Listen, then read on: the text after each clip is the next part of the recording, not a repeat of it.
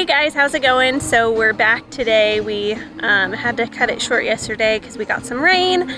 So we went inside and then it was dark. So we're back. We're still working on getting the rest of these floor joists in for the second floor and getting some of the more of the sheathing on and the blocking in and such. So I'll show you here in a minute where we're at, but we're making some good progress and we're just moving along.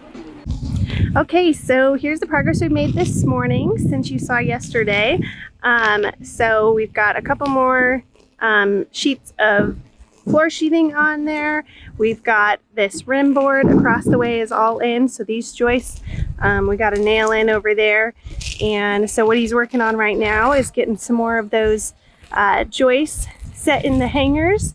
And then he'll work on the rim board here in this corner.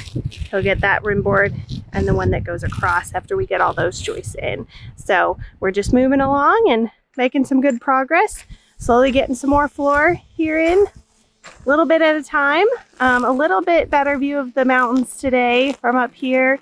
It's kind of cloudy, still some haze, so you can't quite see, but you can see the mountains out in the distance here, and on a clear day it's a really gorgeous view of the mountains. So we're really looking forward to having this second floor done.